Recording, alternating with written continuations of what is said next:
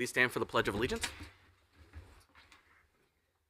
I pledge allegiance to the flag of the United States of America and to the republic for which it stands, one nation, under God, indivisible, with liberty and justice for all.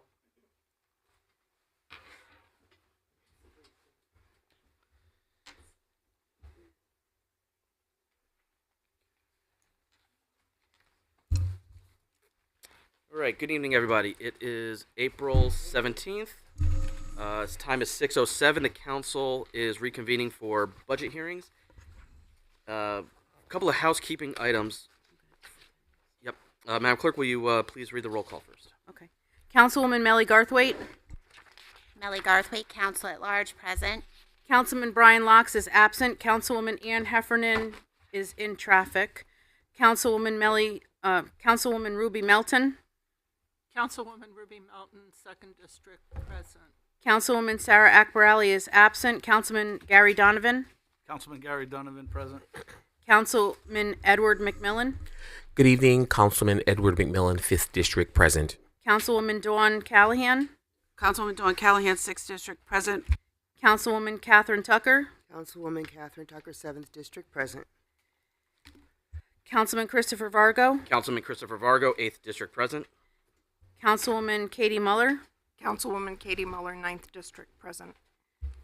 Councilman Stephen Johnstone is absent. Chairman Nicholas Pascal. Chairman Nicholas Pascal, present. Thank you, Madam Clerk. First, I'd like to wish Councilwoman Garthwaite a very happy birthday. Thank you for spending it with us. I also want to say happy birthday to Councilman Locke's wife if she's listening at home, or when she listens at home. Gosh, I hope not. I hope not right now anyway. All right. First up this evening is Allingtown Fire Department, Chief Terenzio. Just as a housekeeping matter, we did receive a spreadsheet in our emails with the averages and some backup information. This evening, Mr. Taylor gave us the exact same spreadsheet. However, the percentages are now correct. So the numbers, I believe, right, Dave? The numbers are the same, but the percentages are correct. Yes. Chief, thank you for being here. How are you? Good evening. Thank you for taking the time to review our budget request this year. I am here tonight to answer any of your questions that you might have. As you know, from the public hearing a few weeks ago, we provided you an overview of the department and this year's budget. But I want to highlight something crucial about fire department budgeting. We do not just plan for what we know. We also need to prepare for the unknown. We methodically inspect equipment.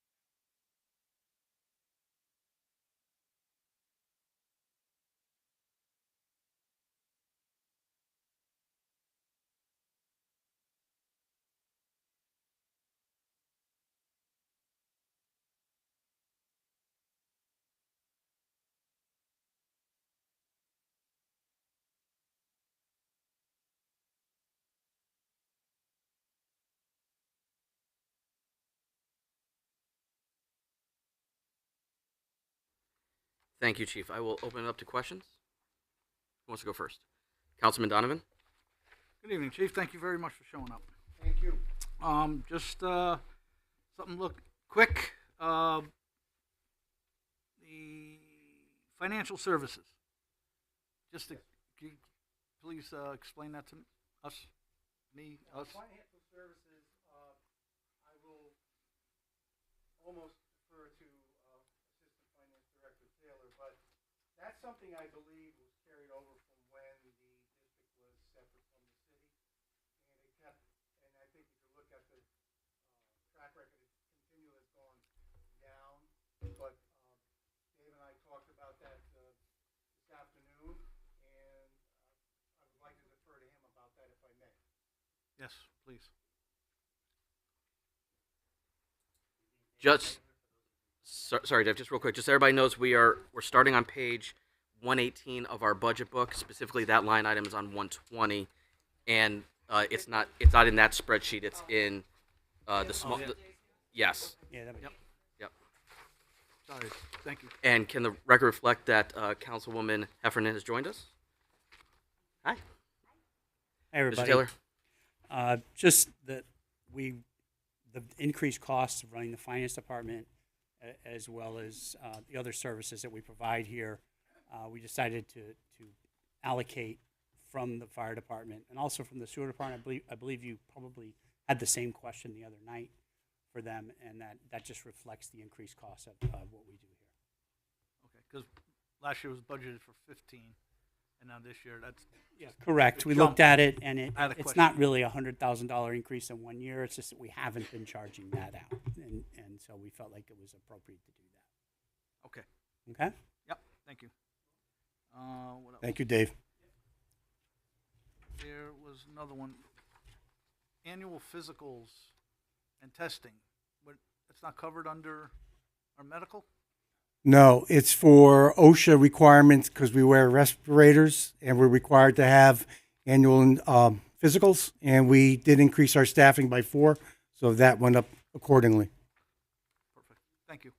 And actually, if I may interject, it's going to be done collectively with the other 2 independent districts, and we're saving some money because we're doing it collectively with 120 personnel as opposed to just my 24 personnel. So I allocated for about just under 1,000 per firefighter, and we're getting quotes back of about $775. And the other issue that I would like to share with you this evening as well, recently Governor Lamont just signed into, well, the state partnership that our personnel are on for medical health coverage will now include a free cancer screening that we began doing last year, because the Public Act acted this year as well, is going to require more attention to keeping the cancer rate and firefighters down. So that's going to be a savings for us as well. Thank you, Chief. Yes, sir. Thank you, Chairman. Councilwoman Garthwaite. Hi. Hi. Hi. I actually just want a little clarification from Dave Taylor. For the financial services, it's $115,000. Is that going to be a charge regularly every budget year from now on? Because it was $15,000 last year. Yes, and we didn't bill them the $15,000 last year or the year before. It's just because of the increased costs of our department, which we do not anticipate it going down. Okay. If anything, would go up with salary increases, et cetera, and the cost of other things as they go up. We felt it prudent to charge some of that out. So Okay. that would be a repetitive charge. So every year it'll be about $100,000 probably. I don't have my crystal ball with me. Okay, I all don't mean to be fresh. I'm Oh, sorry. that's okay. But, I yeah. get it. I Yeah. get it. I also have a question on miscellaneous, which is 47900. Is that one for you, Dave, or is that for Chief? That one would be for me, Councilwoman. So that one is up 100% to $49,000. That is from the recent community development grant that we applied for our code enforcement specialists to increase our inspection rate. That was from, we had program year 50, and we just applied for program 51 to continue that. Okay. This body did approve and made a resolution for that for them. Okay. And then one more, and then I'll let somebody else go.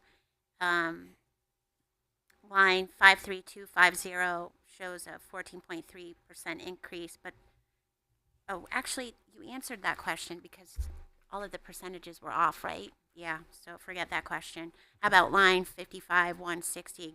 You guys are getting new computers, I guess.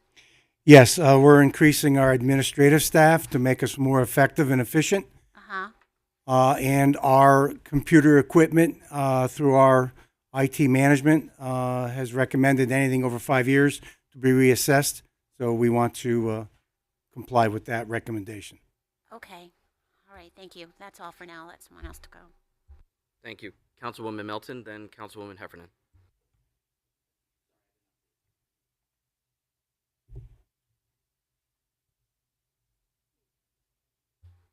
Hi. So I'm looking at line 56175 in the book, and then the spreadsheet which you gave us tonight. Could you, first of all, in the spreadsheet, it's 150% increase, and I'm not sure I know what this is, so.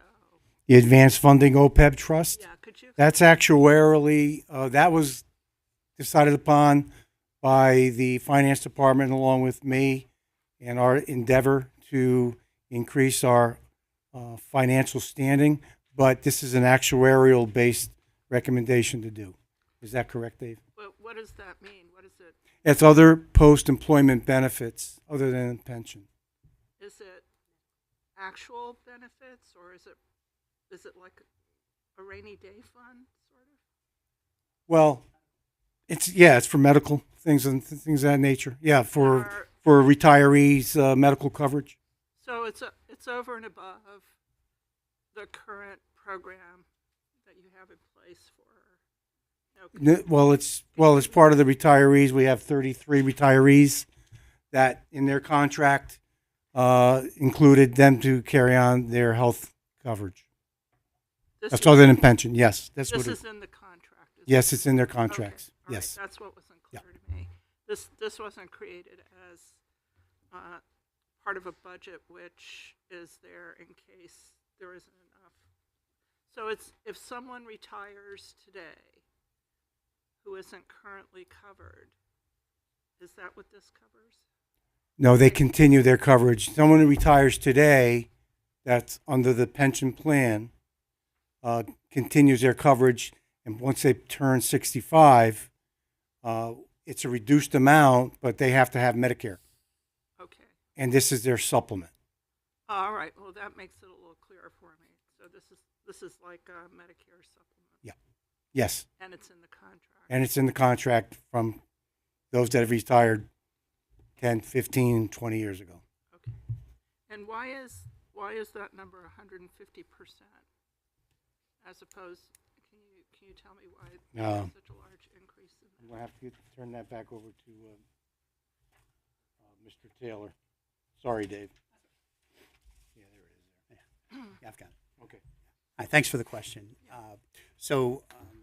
We, as a city, have not been funding our OPEB trust. We have other post-employment benefits trust that we created several years ago with the help of the council, and have not really been funding it. In fact, we finally started funding it last year. We created accounts, and for the past several budget years, we actually have funded a little bit. As you can see, there is some money in there in the past. But this fund, as the chief accurately described, is to continue the benefits that have been promised to our firefighters and to our other employees. You'll see the same sort of thing on the general fund budget. The reason it's gone up so much is that we have finally gotten to the place where it made sense to pay an actuary to calculate, okay, what would it take to get this fund to where it should be, similar to how we do the pension plan. All right, just think of it that way. It's the same sort of calculations based on the number of people you've got, the number of people who are eligible, and based on the calculations, this is what we need to fund it this year so that next year we can fund it what she says we have to fund it, et cetera, through the several years.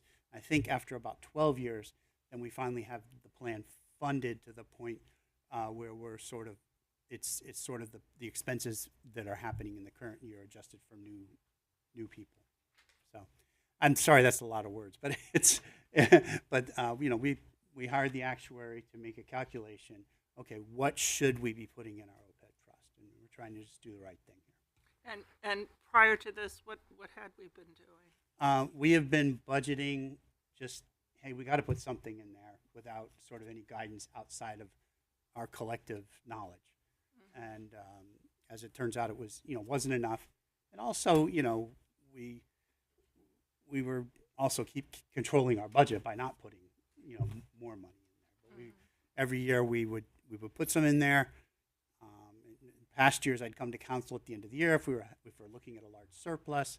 We'd talk about some of the options for what to do with that money, and sometimes we might put it there. But the good news is we now have a plan. A plan to fund that, to make sure that our firefighters and our other employees that are eligible for this will have, the funds will be there, so that when they get sick or have an injury or whatever, it'll be paid for. Okay, thank you. Dave, before you sit down, sorry. Yes, sir. How far does the 250 get us? What track are we on for funding it? I'm sorry, I don't know the answer to Okay. that question right now. I can't remember it. Somewhere between 12, 15 years, I believe. Okay. And on the financial services line item, where is that reflected in the city revenue if it is? At the bottom of the whole revenue section, there's like a transfers in or something like that. Okay, so it's not a separate line item, right? It's part of Well, it would also include the sewer. the sewer. Okay. Thank you. You're welcome. Councilwoman Heffernan and then Councilwoman Callahan.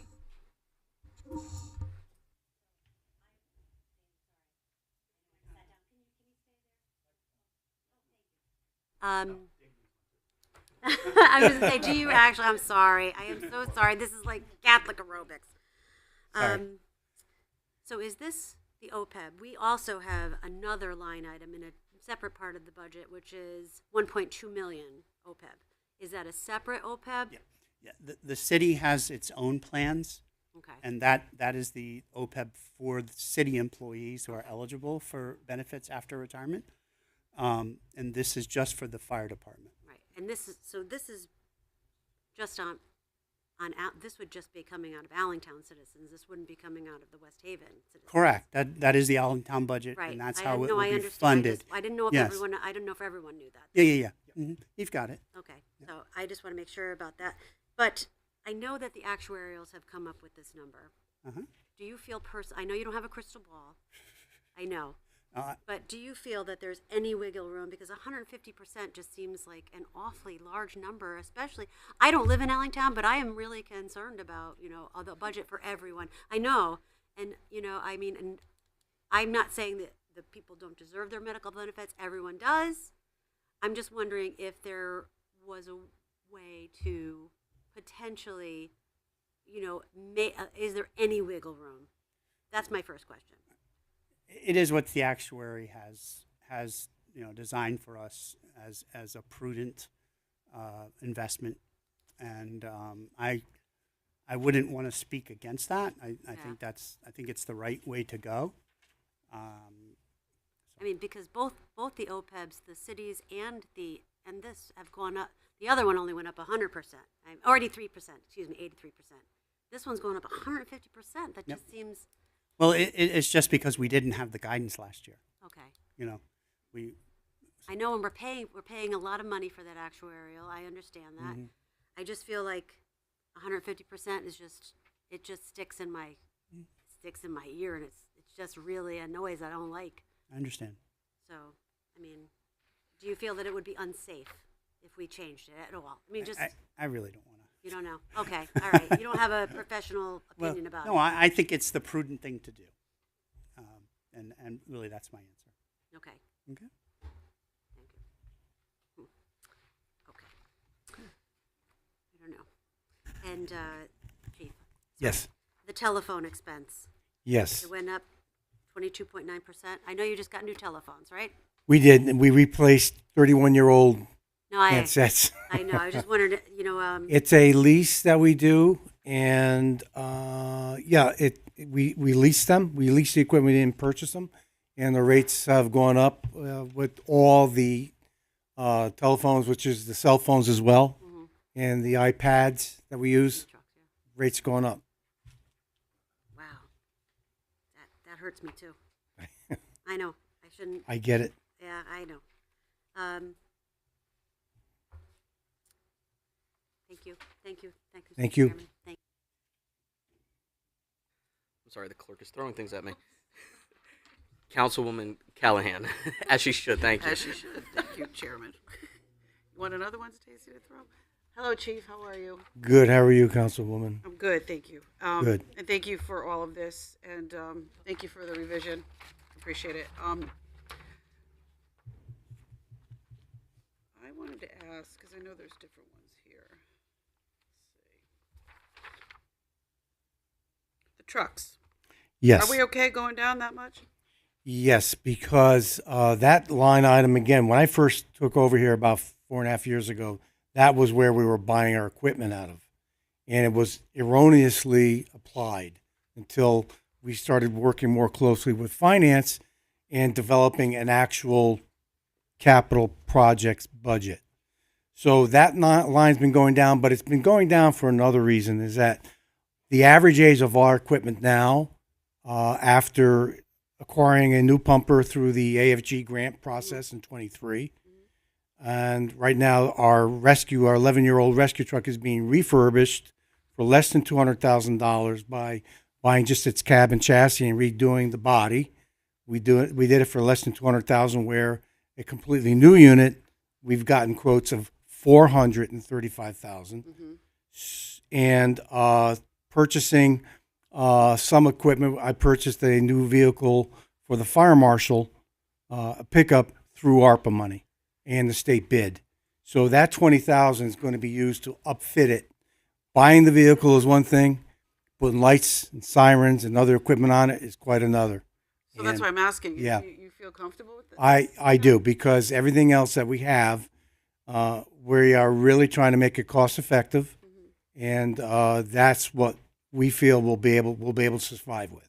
Right, and I know as the liaison to the fire department in Allingtown, which is a pleasure. You really, you.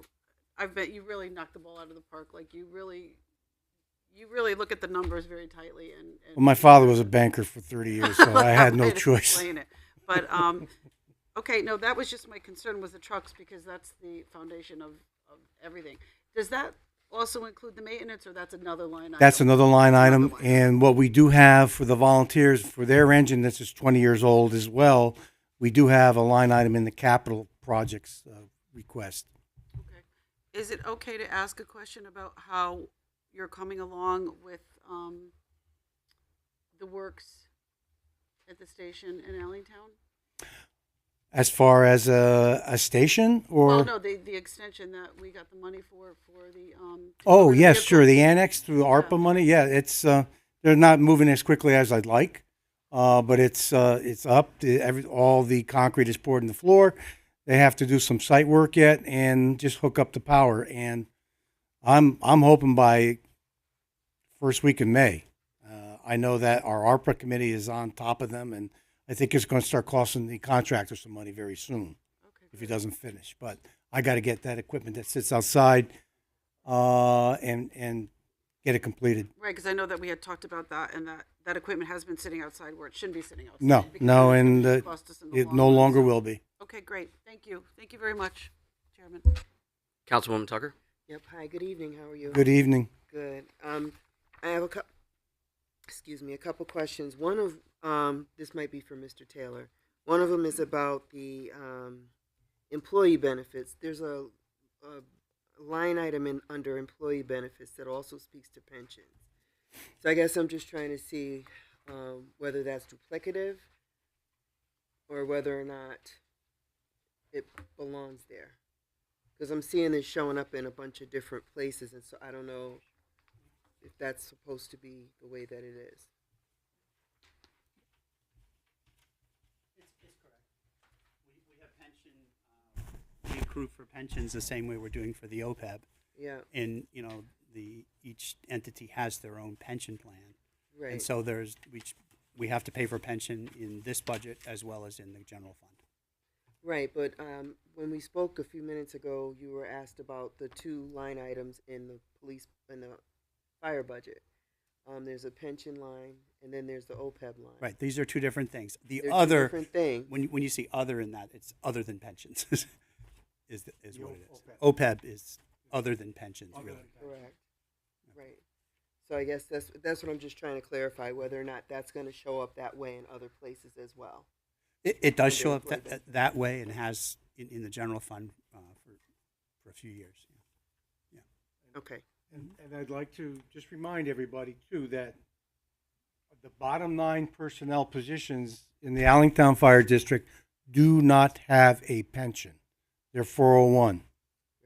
And they're the only ones in the city besides the PD, which they're working on. And I hope to be able to try to figure how to do that in lieu of what they're getting now, because it's a recruitment issue. Okay. Thank you for that clarification. The second question I have is about what is MRSA, motor vehicle MV cap? Oh, on the income? It's the revenue. Okay, it's the motor vehicle. That's what we will be assessing or collecting on the motor vehicle tax. That's set by the state. Correct? That's not the tax on the, That's not the that's tax. the state several years ago established a cap on our tax rate for motor vehicles, which is less than the tax rate on our homes and et cetera. So this is the state sort of like in lieu of taxes, giving us money. So this is So they're this is- giving back that amount to you. So Correct. that's coming into you. Yeah, it's not all of it, of course, but Okay. All right, and that's the same. That was going to be my next question about the pilot funds. That's also coming in. I was just trying to be clear. that Yes. That's what's happening. Correct. here. Okay. And there's about 35% of the taxable property in the Allingtown district is not taxable. It's tax exempt. Thank you. Councilman McMillan? Good evening, Chief. I just Good had evening. one quick question Yes, sir. regarding the educational reimbursement. Reimbursement, yes, sir. With the collaboration that the mayor has received with UNH, would your gentlemen and women not fall up under that? They would. And this is primarily used for recertification for paramedics, EMTs, and our fire marshals, what they call CEUs, continuing education units. Okay. But certainly, you just bring up a very good thing. It just struck me in the head. I should see whether or not we can utilize UNH for some of this recurring certifications that they will need to get. And thank you for that. And I'm Okay. actually going to look into that. It didn't Thank you, sir. cross my mind. All set, Councilman? Thank you. Chief, on the new program for the inspections, how's that going, and is it funded in this budget? Yes, it's funded. We're going to be, a lot of the money we laid out initially, because I had to send 3 people to school. I had to buy their books and things of that nature, but we're working with the finance department and the community development commission to backfill some of that. And that miscellaneous that was income, that 49,000 is going to be used now moving forward. And with our new fire marshal, Keith Flood, everyone's making fun of him that he's done the trifecta. He's been in all 3 districts. He's hit the ground running for us, and we essentially have a fire marshal division being funded by the community development grant. We've already found 4 locations that have some serious issues with people living in basements and attics, and we're correcting it already. Excellent. 2 of them were found from a fire call. The other 2 we've done in our canvassing, and we're using some of our interns that we've gotten out of UNH to identify more of those properties. So it's going to take time, but we're going to be hitting them. I'm glad to hear it. I'm going to test my memory for a second. If I recall correctly, you said last year that the psych evaluations was actually mislabeled, and those are also physicals. Is that correct? Those are supposed to be physical. That's why there's nothing in it. I don't So know that's where why I moved. psychology came from. Okay. Sometimes I wonder if I should have one myself. But no, Pretty sure it's most for of us physical. are with you. Okay. Anybody else? Councilwoman Callahan? Thank you. Sorry, I had one more question, Chief. Yes. On the tax calculation, can you just go over really quick the real estate from 589K to 870K, up almost 50%? Almost 60%. Yeah. That was from the reval, obviously, and we get that directly from the tax assessor's office. So that's wow. Okay. Yeah, we went up on average about 58%. And that's why it became critical in working with the finance department that we really tried to push it down to get the mill rate down as low as we possibly can. We did achieve 8, and I don't know what we're going to do, maybe a little bit more. We're going to try. I really am. Right. No, but I know the mill rate has come down in Allingtown, and thank you for that. Okay, thank you. Okay. Councilwoman Heffernan? Sorry, Chief. Donations. We're 100,000 comes from UNH automatically. okay. Yeah. Thank Yep. Chief, I'd like to jump to the 5-year plan. This is on page 132 of our budget books. Would you mind just giving an overview of what the plans are for these 3 items?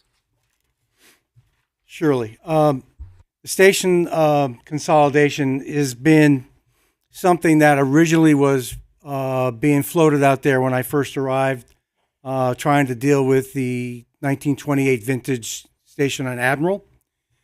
And we were trying to figure out a more cost-effective way to do it, but we really could not locate and identify a piece of property to do that with. That would have been in an ideal location. So with the recent MARB requirement for the ARPA funding that we've gotten over a year ago, they wanted to do a study, and it was conducted. And Rick Spryer had done the RFP for the ESCI, which is Emergency Services Consulting International. They also did the study back in 2019. This year, they were commissioned to study the entire city and not the 3 separate silos on station locations and resource deployment in accordance with the National Fire Protection Association Standard 1710, which dictates, it's a recommended standard, but it's a standard that is always used and a lot of departments are measured against, which dictates the amount of time that we are to arrive at any emergency location. And those are determined by the location of where our resources are.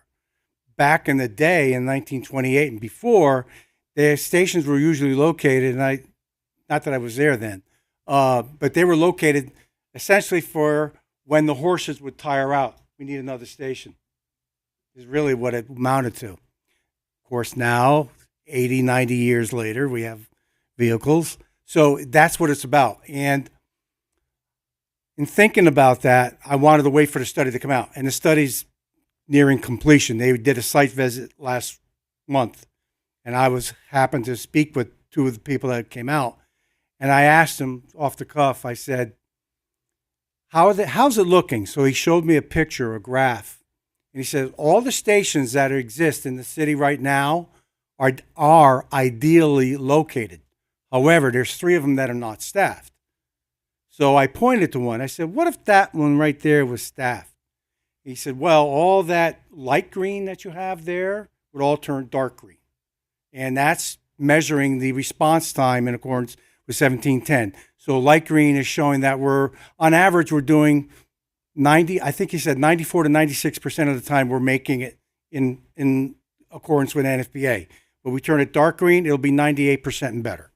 We'll be well covered. So that tells me I don't think we're going to do 1 station. We need to do 2. So I'm looking at Admiral Street and trying to figure out what would be the most cost-effective way to do that. So my strategy has changed. The other one, vehicles replacement, I was talking about the Allingtown Volunteer Fire Association. They bought that 22-year-old vehicle now. It's not used as much, but we do use it occasionally for reserve. It's up to the fire commission to see whether or not we want to do that, but I figured that we put it in there because it's approaching its serviceability life. I wouldn't recommend spending, and some of the firefighters that are sitting here right now know what I'm going to say, a fire truck today, once you get it in 2 years, is going to cost over $1 million. Just a pumper. That's not the big aerial. That's just a pumper. And how do I justify coming and charging the Allingtown taxpayers, you're going to need another $1 million for the volunteer fire truck. So we're going to look into rehabbing that because we're rehabbing our rescue, which is saving us a lot of money and it's going to be very effective. So I'm applying the same thought process to that. And the other technology, we were going to look into getting the backhaul system for our new radios that we acquired through a grant. All 3 districts got brand new digital radios that were to replace the 14-year-old equipment we had. They were failing and did not give us the ability to meet also the NFPA requirement of, I won't get into of using simplex and duplex radios. And I'm looking back at the expert sitting behind me on the fire ground. And we're not supposed to be using radios when we're communicating on the fire ground on a duplex channel. A duplex channel requires a computer. So if I'm talking to you, I transmit, it goes out to a computer somewhere and then comes to you. If that computer fails, I'm not talking to you. The simplex channel is radio to radio to get all that technology out of the way in case, God forbid, we have a Mayday situation or worse. So, but that will probably be addressed, as I understand, in the presentation by the next speaker. So I definitely appreciate you being cost conscious of your vehicle maintenance. How comfortable are you with rehabbing that particular vehicle versus?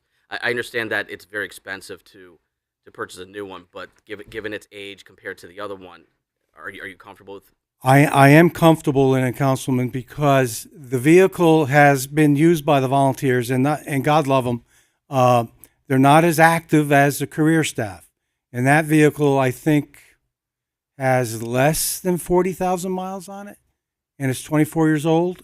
So it would just be used to update some things and updated lighting and things of that nature, and rust, whatever rust that may be on it. And I think my final question is: do you have anything coming down the pike in the next, in the next fiscal year that? And I know that you're trying to plan ahead, but do you see anything that we may want to be in, have on our minds? Well, it depends on what the result is of that ESCI study, because if you have additional stations, it means additional manpower.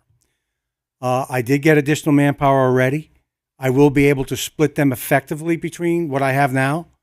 But we're not meeting NFPA because NFPA says for a district such as the size of ours and its backup, we're 3.5 square miles. We have 16,385 year-round residents. And when UNH is in session, it's 7,700 more. So it's over 23,000.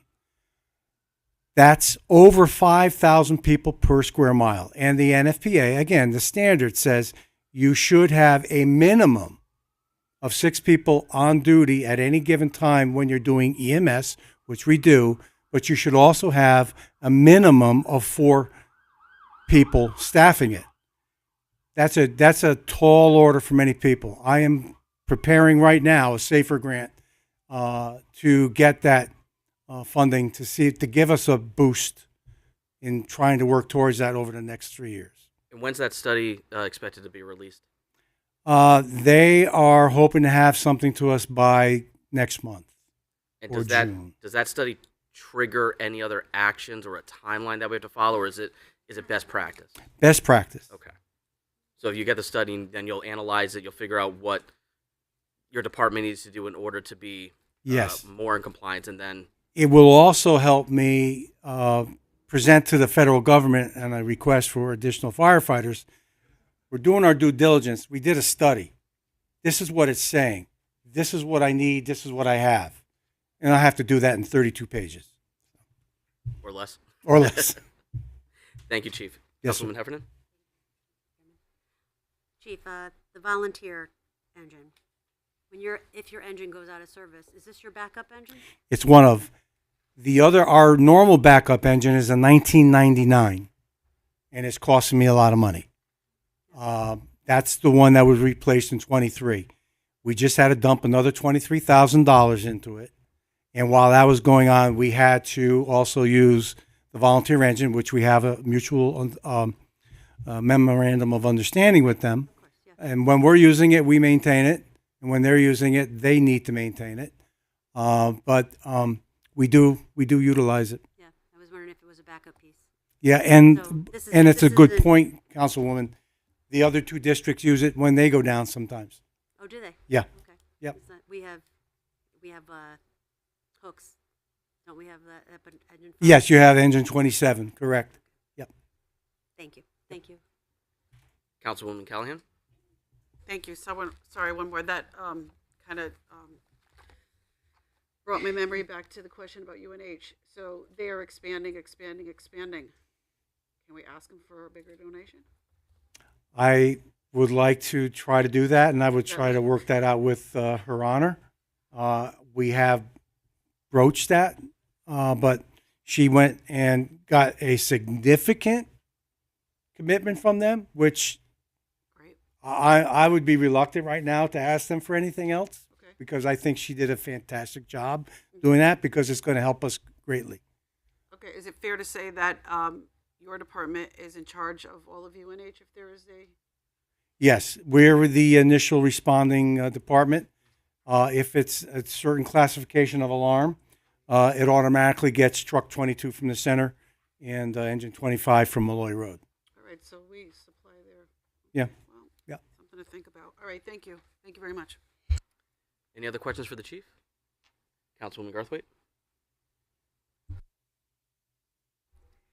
Chief, the two increases in salary and the one decrease in salary in the personnel detail, are those contractual? Specifically, Councilwoman, which ones you're speaking? 5% chief and. Okay, that I can explain that a little further.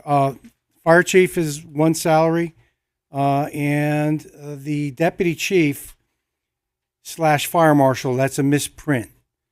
There no longer is a double.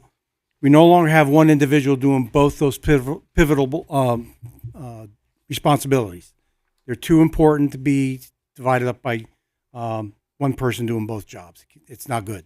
So what we were able to do is split that off to the deputy chief and then a separate fire marshal. Okay. And also, what about the admin? Is that contractual? The admin is, yeah, she's, we would like to increase her salary by 3%, I think that's 3%, 4%. 4%, yeah.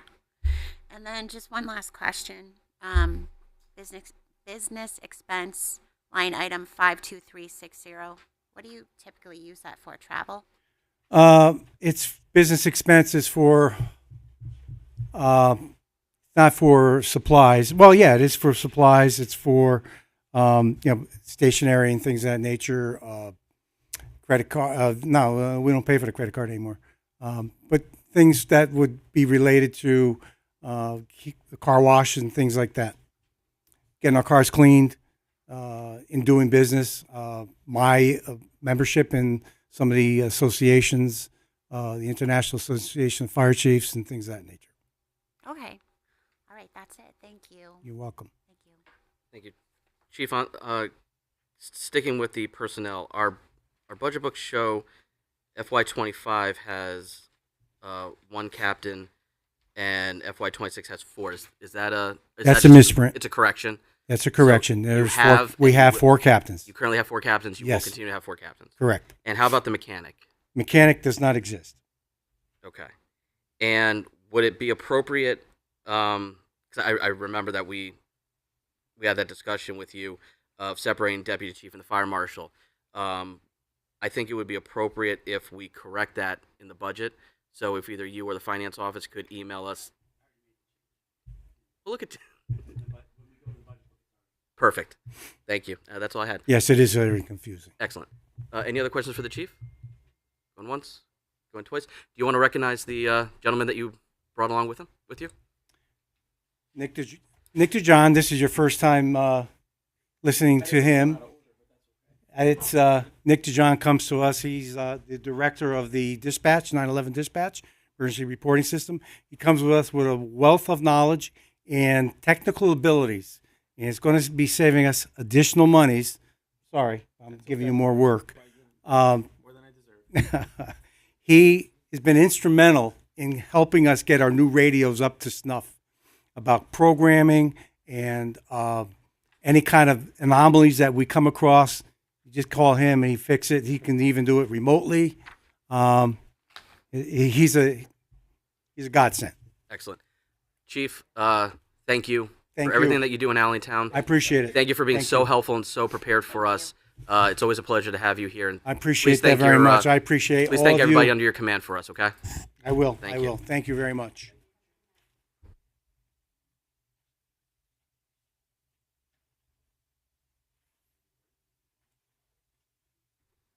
Okay, we're going to take a 3-minute break. Council's in recess at 6:52.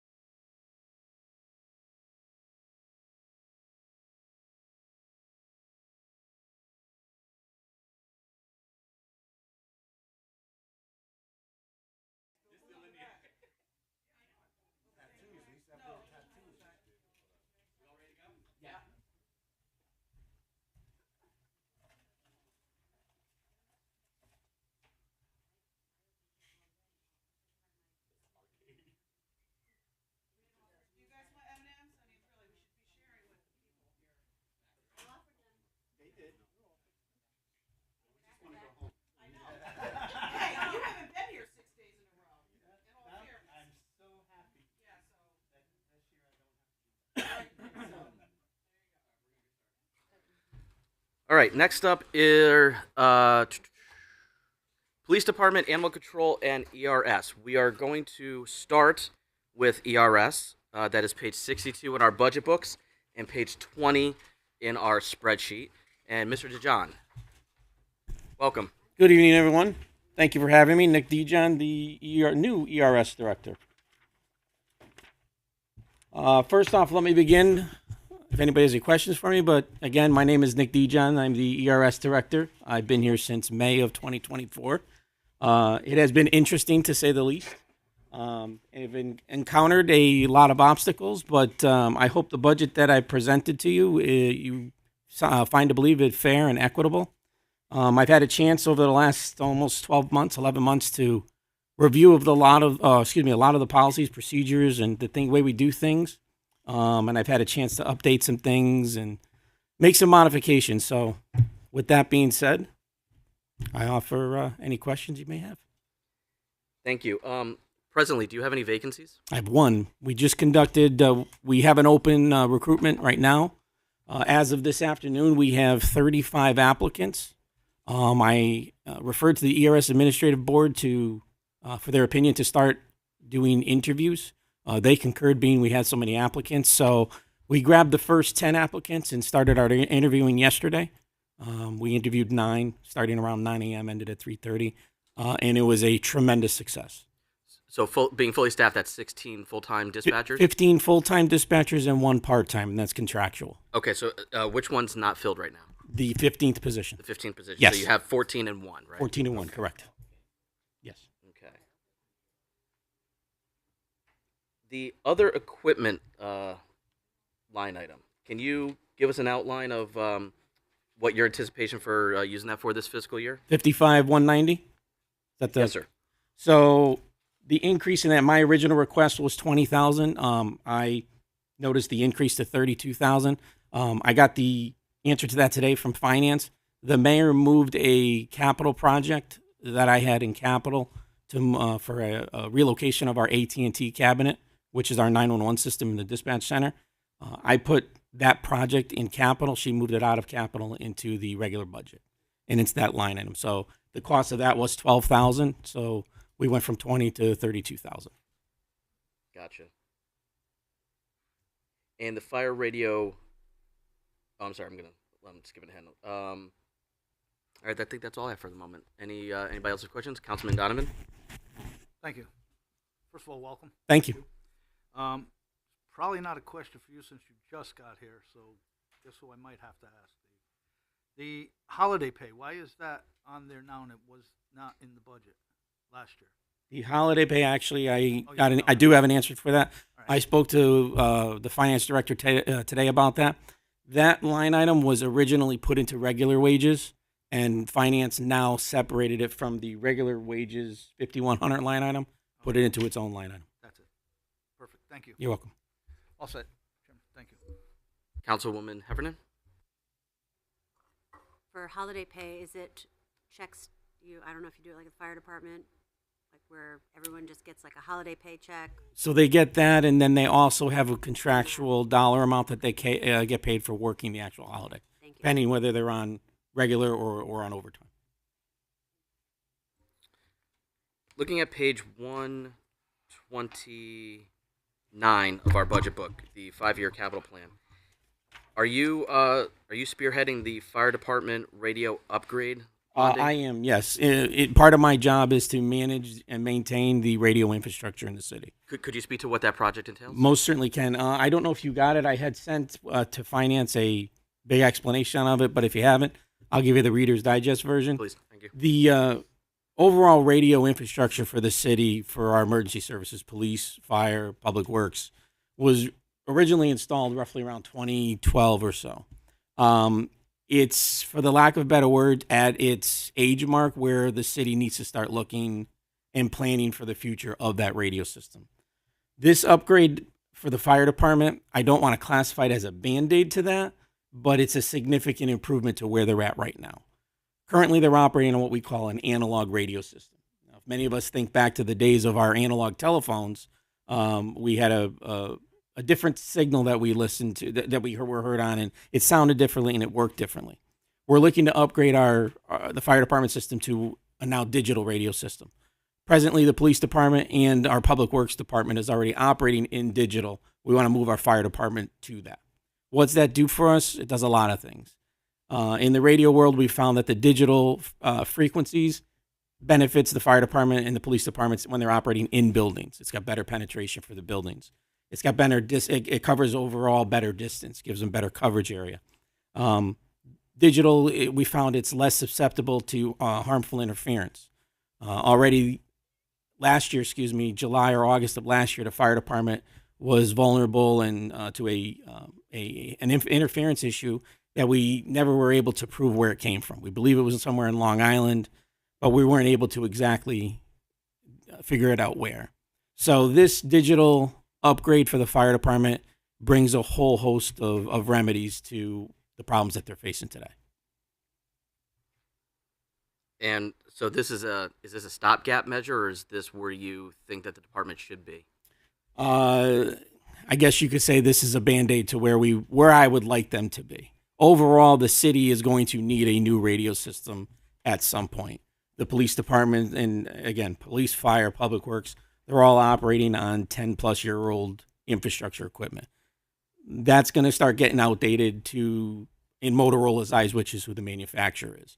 Pretty soon, they're not going to start supporting certain components of that, and our service contracts are going to start increasing dollar amount because the liability of that equipment is just going to be more and more. So I've already asked Motorola to start designing a new system. I've gave them some parameters already, just so that we can start getting a budget amount for that. Because it is going to be a shell shocker price. I'm not gonna lie to you. Now, how far is that budget and that program going to go? Is that just going to stick with fire, police, and that will stick ERS? So the nice thing about the plan that the radio system that we would go to, it would be almost an unstoppable system to the point where we could add anybody we want. So we could scale it for whatever department we need. Not only that, but it would also expand our capabilities statewide. Okay. So right now, if a police officer, firefighter leaves the city of West Haven, they can get into some of the surrounding towns and have radio coverage. The new system would give them statewide radio coverage. Okay. And the furniture replacement bonding on that page, could you walk us through that? Sure. The 911 center had a study done in 2009, give or take. I found it in going through and reviewing everything to install furniture in the dispatch center, for lack of better words, is an X. Two dispatchers are facing each other, and they're divided by the mechanics of the furniture. We're looking to kind of separate that, put the dispatchers on each side of the room. If anybody's ever been there, there's only one way to walk around the room, and it's through the left side. Now they would have the complete center of the room open. We would have three dispatchers on one wall and two on the other. Right now, we only have 4 positions in the room. This new furniture would give us 5 positions on the floor. It'll allow us to have the ability, to call in another dispatcher if there's a major incident or event in the city.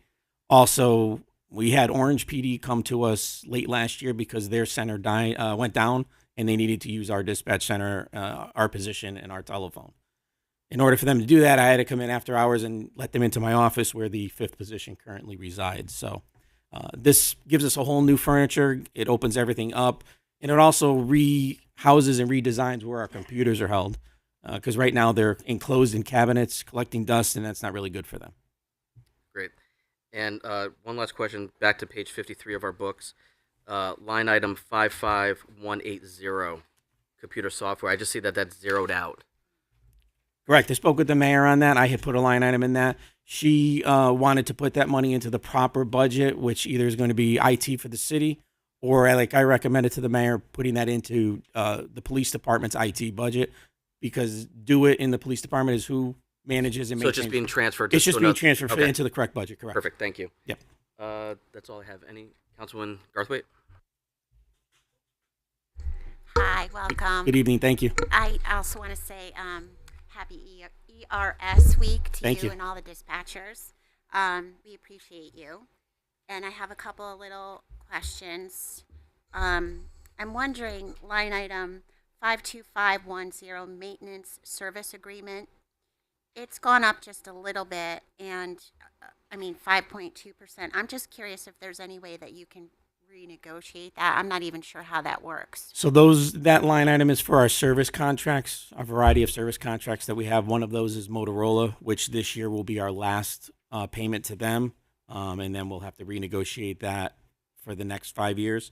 Contracts that did increase were for our UPS systems, which is the interruptible power supply systems.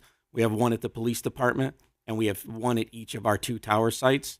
The maintenance of those has gone up. For on-call, we have to have a 24-hour, 7-day-a-week maintenance plan on that. So that was something that went up by them. We tried to say, hey, can you just come in at a 0? Fortunately, they have rising costs, so they had to spread them to us as well. Okay. All right, and then also, I'm sorry, one other, our CAD, the CAD system that is used not only by police, but mainly by us as well. That maintenance agreement went up, I want to say $5,000 or so. At least my cost to the police department also bears a certain portion of that as well. Okay. And then I also have one more question. Can you let me know why the office supplies have gone up 111%?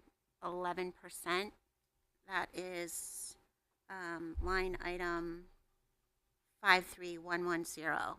So out of office supplies is also the cost of the training classes that we send our dispatchers to. They're not just training classes; they're also required certification classes. So dispatchers every 2 years are required to do 24 hours of continuing education. We draw those classes from that account, as well as any new dispatcher that comes in. We have to certify them. That money comes out of that account as well. Okay. And one question, you were talking about furniture. Yes. And I didn't want to interrupt Councilman Vargo. Is that other office equipment 55190? No, it's in the capital budget. Oh, okay. All right. It's a capital expenditure. We would be a one and done deal. Okay. So then other office equipment, 122% increase. Asked for 20K. Mayor recommended 32K. Yes, the 12,000 was pulled from the capital budget to move the AT&T telephone cabinet that's in the 911 center. It's in a back closet right now. We want to move that to the basement of the police department where it's temperature controlled and in a secured room. So instead of taking it from capital, she wanted to put it in the regular budget. Okay, that's it. Thank you so much. Very well, no problem. Thank you. Thank you. Councilwoman Heffernan? I just have a question about the overtime. I mean, you budgeted, or we, not you, we budgeted, I sound kind of accusatory, 238, and the projected is 534. That was last year. Yeah, no, I know. Yeah. But that's a big difference. And then- Tremendously. Yeah, the overtime, for lack of better words, was out of control. When I started in May of 2004, we were down to 9 dispatchers. 9, almost 10 dispatchers. They had four people hired when I walked through the door in May of 2024. Unfortunately, when they walk through the door, it doesn't mean they're going right to work. Correct. They walk through the door, they're looking at another 6 months, give or take, before they're actually seated working and reducing and stopping the overtime. So of those 4 then, only 1 lasted. So I have been in a consistent hiring orientation since May or June of last year. We've hired a few and trained them. We've lost a few. So we've gone up. We're, for lack of better words, taking 2 steps forward and basically 3 steps backwards. So we've been able to get the numbers up. We're there. My overall goal was to walk into July 1 with full staffing and have no overtime or very minimal. That's probably not going to be the case, but we're certainly going to be better than where we were last year. Because you requested 391. Correct. I requested 391. I looked overall at, obviously we don't need the 538 that we spent, but I took into consideration the seniority of some of our dispatchers, how much available time they have to use between vacation, personal time. A lot of people don't go on vacation, so they have a lot of time on the books, but it's available to them to use it. So not saying they're going to use it all, but we need to come up with a magic number. And 391 seemed to be a comfortable for me area where I want it to be. And do you think that if we get those positions filled for you, that you'll be able to manage the 275? I think 275 will be close. What it may do is reduce the number of classes, certification, or the number of continuing education classes we'll be able to send dispatchers to. Rather than July 1, send them to classes right out of the gate, I'm probably going to be more reserved and wait until maybe after January 1 to see where we're at money-wise. Do they require CEUs to maintain their certificate? They do, but they can get them in a variety of ways.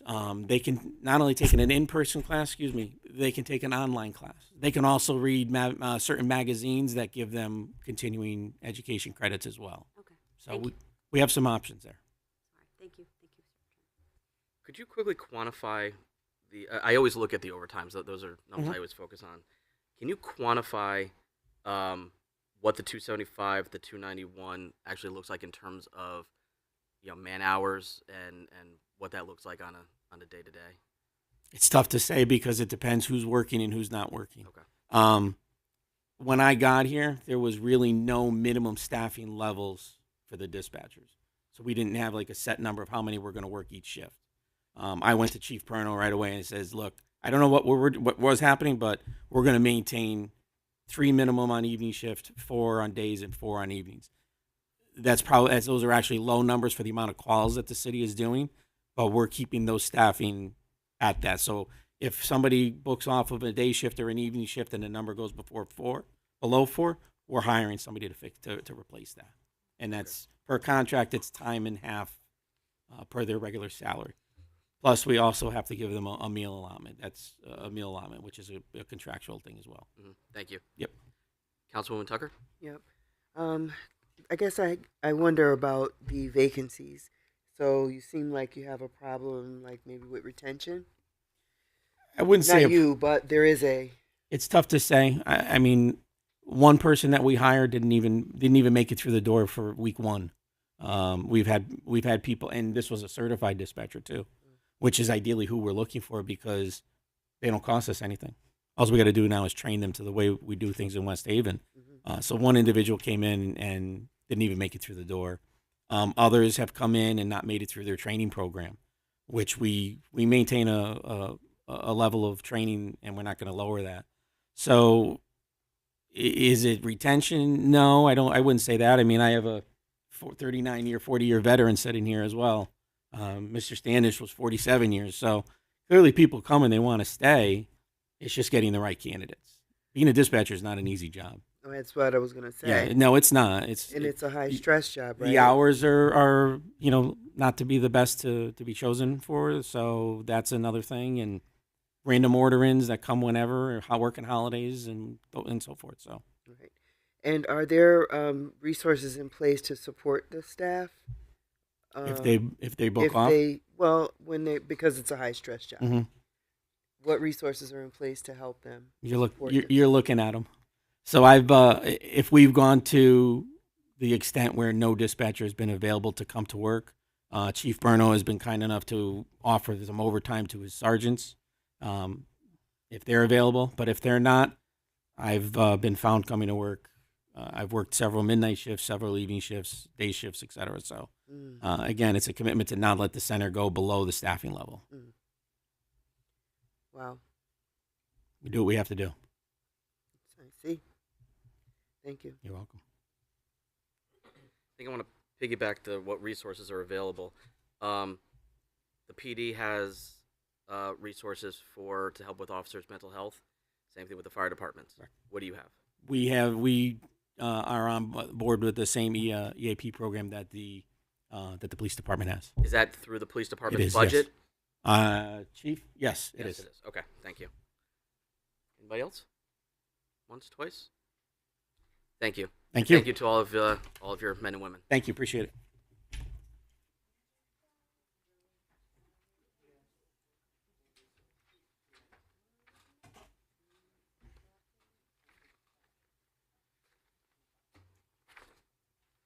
Okay, next up, we're gonna jump to animal control because that is just a smaller budget, and then we'll go into the police department. Chief, are you for animal control as well? Okay, Chief Perno. That is page 24 of our spreadsheet, page 68 of our budget books.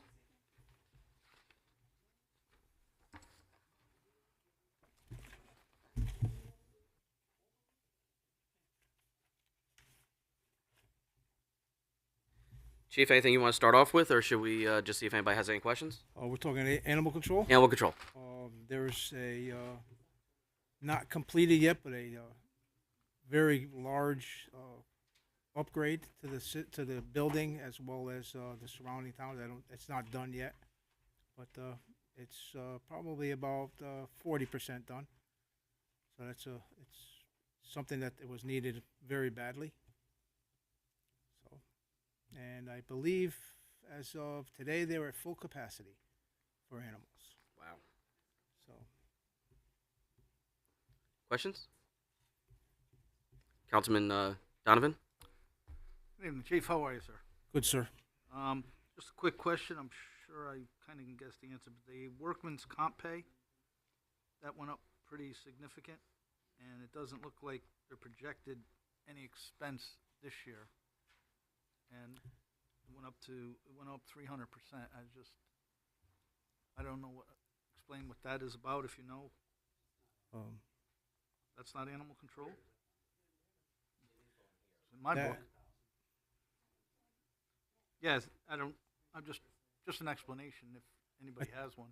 I think a lot of it was because it was never funded to begin with, and through the historical data that the finance department gets, they funded accordingly.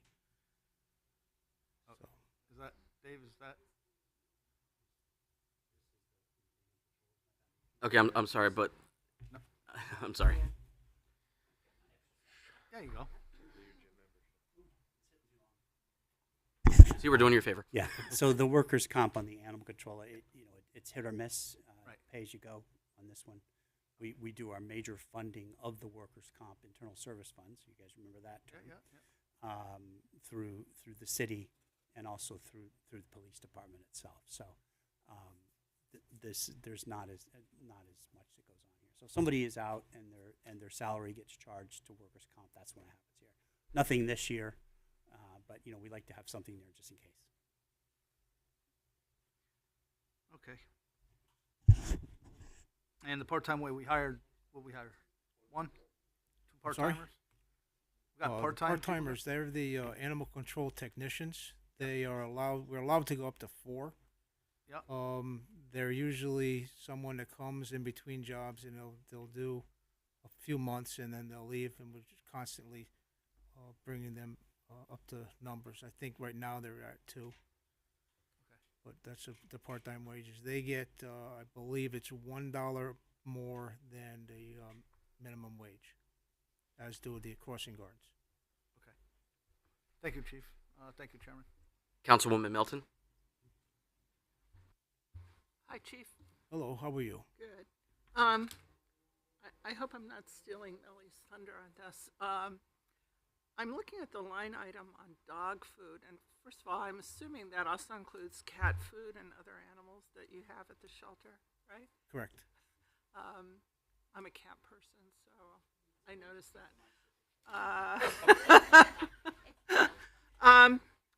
That seems like you talk about the influx of animals reflected in the veterinary number, and that's not. And there's no increase in that line item. And I know we've been involved in these, community effort, where we've gotten together and people in the community have supplied food and other things to the shelter. And I'm just wondering,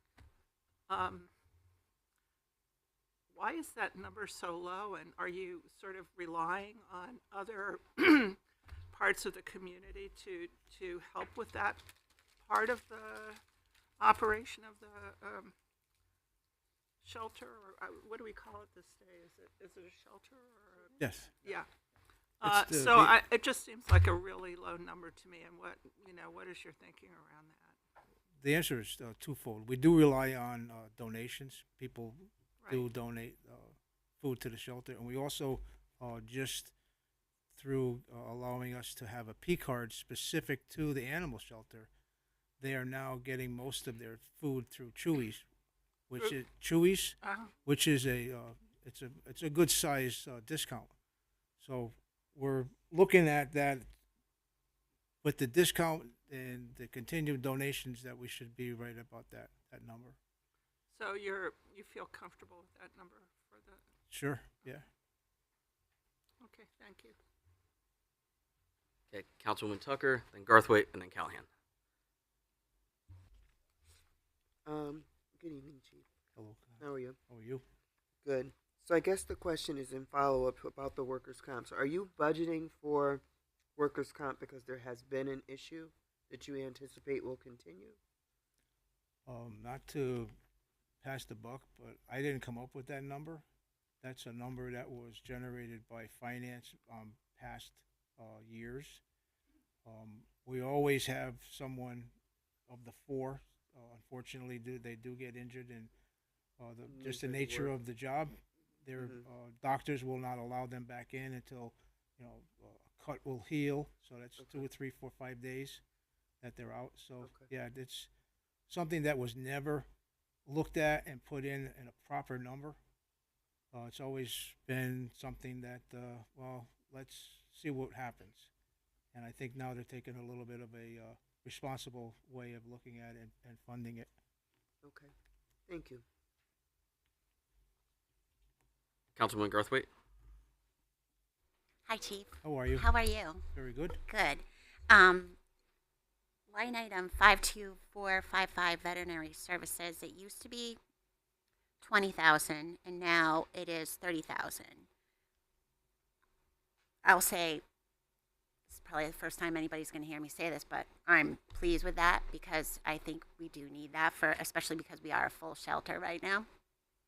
Can you tell me why, a reason why maybe, other than what I'm thinking, that you increased that line item?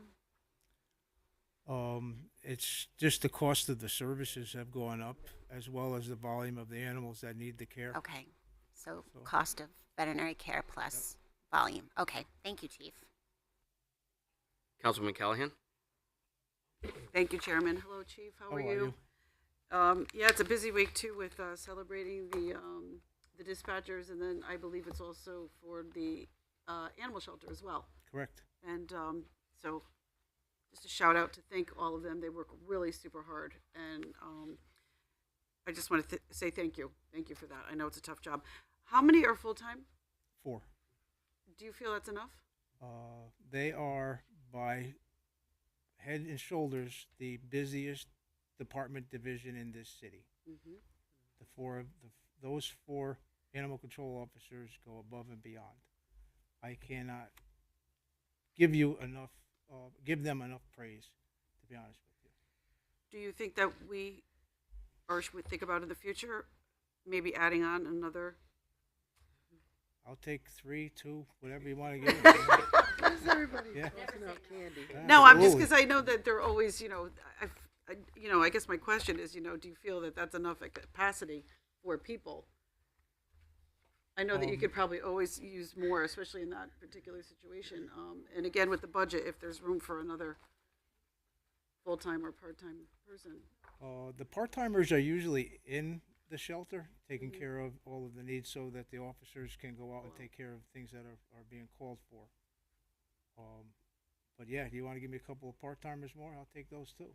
Just curious, because I know that they're always busy, and they've helped me out personally a lot too with our situations with dogs and stuff. So I just want to say thank you for that. But good point though. There's always room. Yeah, they are beyond busy. Yeah, And with the addition going on, does that mean that addition's gonna give us room for more animals? I'm not quite sure if they added any kennels. I Mhm. know that the quote-unquote cat room is a little bit more feasible for them, and the exits into the play yards would be a little bit better for the animal as well as safer for the animal control officer. Good. But Okay. I think it's basically staying within the same footprint. They're just making it a little upgrades. Move there. Okay, thank you. Thank you very much. Chief, could you educate us on the staffing level? Are all four animal control officers on duty at the same time? Do they stagger? You know, what does a day look like? Well, they each gets 2 days off consecutively, so you're very rarely going to have all four on in the same day. Okay. They probably violate the contract more than anybody else because they come in when somebody else has a large case or a case or a dog that needs more attention. So I always see them there. I see them there in civilian clothes. I see them there all the time. They're always setting traps for feral cats. I can't give them enough praise, to be honest with you. And your overtime line item is comparatively small compared to other departments. How are you making this work? Pick and choose, Okay. basically. If something can wait until the morning or if something is needed, the biggest issue that we have are getting them to go down and patrol the boardwalk or bike path, because that's where we have a lot of the summertime complaints of, you can say that there's a rabid pit bull down there, and you get down there and it's a little chihuahua. And that's just the way that it's explained. So they go down there. So we have a schedule that they're down there for, and some of it costs overtime. So And what's can you give me an average of what the cost for a full timer is? Is part time one is 45? Is that what the cost is? no, that's the part time is it's 4-1, but we can go up to 4. They only work 19 and a half hours a week. So the 45 will cover 19 and a half hours for 4 persons? 4 as 4 people. We never have 4 people, but Okay. that's what we average for the 45,000 per year, with having 2, maybe 1, maybe 3, but never for any length of time. Okay, and what's the cost of a full time? Well, you got to divide. Do they all make the same? I mean, is Yeah. it just simple math? It's They all make the that same. that to buy 4. Okay. We have a grade B, but they're all at grade A by the end of this fiscal year. What's the delta between A and B, roughly? $6,000-7,000. Okay. Councilwoman Garthwaite, and then I'm sorry, Councilwoman Heffernan first, and then Councilwoman Garthwaite. She had her hand up. Oops. Chief, do you know how many animal control officers a city of our size and other parts of Connecticut, how many are there typically? Because what are we, 55,000 right now? Correct. So how many animal control officers should we have for a city of 55,000? I honestly don't think that there's any delta for that. I don't think that anybody's come out and said, for a city this 10 and a half square miles, you should have X amount of. I think it's basically whoever the municipality wants to. I know some municipalities only have 1 or even a part-time. But I don't think there's any study or an organization that will put any of that forward. Okay, I know that the ACOs are super busy. I am a frequent flyer of calling in on the PD line for the ACOs to come out. So I could see maybe adding 1 more at least. What do you think? I would, yeah, absolutely. Okay, all right, all right. Thank you. When? Councilwoman Heffernan. Thank you, Chairman. Chief, where in this budget, I'm assuming everyone has to get rabies shots, rabies vaccines, right? They have to be vaccinated? You're talking about the animals? No, them too, but Well, I'm we talking used- about the. We used to have rabies clinics, but we don't have No. those anymore because the Well, funding didn't we come in. should we go back to that? If How much do they we can cost? find a viable source for the funding, certainly. How much did they cost? That was grant money, and it was also in conjunction with the vet. I was gonna say I could see that it might make money too. When they used to have the licensing at the same day, it did. Yeah. They But did no, I it meant in- the they did actual it June. people becoming vaccinated against rabies. I thought that was part. If you wanted to volunteer there, you had to be vaccinated against rabies. It's picked up in some part of it, wherever we can fit it, if we Okay. have a new person. Right. And You any don't other have- vaccines. You I don't have a specific okay, line all item right. for that, no. Okay. I was just wondering, if do their volunteers have to be vaccinated as well? Some of them have it because they're just involved with animals. Mhm. But yeah, if they don't, we offer it. You do. Yep. Oh, okay. Thank you. Vaccines are a little bit touchy to some people. I know. Yep. I didn't mean to cause a hot button topic. We're already talking about money. I mean, I don't need to throw something else out there. I'm sorry, but I was wondering if it was, Offered, encouraged. Yeah. Yes. Yes. Thank you. Any other questions? Any other questions on animal control? Okay, we will jump to the PD.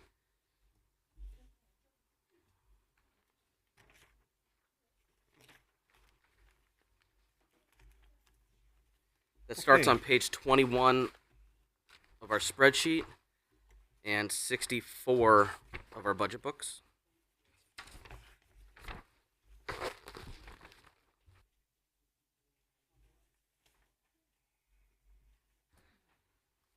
Chief, anything you want to start off with? As you can see in the second category of the personnel, where it starts with captain, we are budgeted for 120. I'm sorry, Chief. Can I ask you to speak up a little bit? There's a Sure. fan right here. And Okay. Thank you. In the group of captains to patrol, where it says total operations, we're at budgeted for 123. We're currently at 119, which really sounds good. But we're only at 103. We have officers out on maternity. We have one sergeant who is in extended military leave. He's in Texas at a master sergeant's school. We have two officers that are currently being trained. We have another officer that is in the academy that will come out and be trained. And we have several officers that are injured. Of that 123, there's no wiggle room there. We don't have a cushion. We don't have guys just sitting around and just plugging them in anywhere we could. That 123, that's spots. 123 spots for the 123 that we have budgeted for. And when we're down or when somebody's on vacation, that's where the overtime comes in, under the manpower overtime. But because we're down, we have some of the divisions, some of our specialty divisions. They should have 5 now. Well, maybe they're doing it with 3 because we don't have the people to put in there. The traffic division is down. Our street crime unit is down. Where we had detectives at 18, we now have 17. Or I'm sorry, 16. We now have 15. So we lost one there. We never got that back. So the specialty things that they did in the detective bureau goes to somebody else, or sometimes it just gets passed around and whoever can do it that day. So when you see 123, I want you to just realize that 123, that's 123 spots that everybody should be at. And then we would be able to do it and not have to worry about juggling personnel and pulling somebody off of something to have him do something else. So that's basically it. Okay, I'd like to stop there. Let's take this in sections for personnel and then operations. Any questions on personnel portion? Okay, I guess I'll start. Chief, I see that the salary bottom line hasn't increased. Are you not anticipating any adjustments there? Any promotions or any hires or anything? The salary will increase with the collective bargaining agreement that will be negotiated, and I believe that any increase from this budgeted amount will be, God bless you, but this would be taken up by the contingency out of the finance division or department. Okay, so you have essentially 4 vacancies, correct? I understand that you have Yep. you have 20 total cumulatively that are not actively filled for various reasons, but you have 4 actual vacancies. 4 actual nobodies, correct. Can you tell me where at what rank those are? That would be Patrol C. All of them? Yep.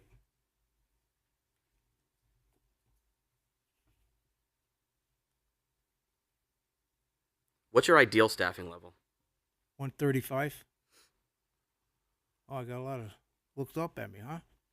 There's a study that, and I can't remember who did it. It wasn't a federal study, but it was a study that was actually done for the FBI, and a city of this size, population-wise, should have 133 and a half. So I beat you up for 1.5. So, but yeah, that's what we should have on the force. And where would you put the other 12? It would cut down on the overtime, and we could have a lot of things that need to be done. Community, I'd like to get some officers. We got a lot of young officers. I'd like to get them involved with the community and the kids. I would like to have more officers in the schools. I know that some people don't like the officers in the schools. There's twofold. They're there for security, and they're also our mentors. And the officers that we have in the schools get along with the kids, and the kids love them. And I think that some of the choices that the command staff makes, I applaud them. Let me ask the same question, but a little bit differently. The additional staffing, would that be at the patrol level? Yeah, because I think we're our good, maybe 1 or 2 more detectives, because it's just getting very technical. But yeah, with the patrol and getting them more entrenched into the community, yeah, absolutely. You know what? I changed it. I want 140 now. Let's keep going. I convinced myself. Any other questions? Council Chairman Pascal. Thank you. Chief, I'm very glad you could be with us today. Thank you. I want to talk about recruiting. We do have a new council person here. We talked about it at length the last time you were here, but we know you have difficulties with it, and I just wanted you to give a high overview of what you're dealing with and why it's kind of hard in West Haven with the recruiting at this time. Well, you asked the question, you're going to get the answer.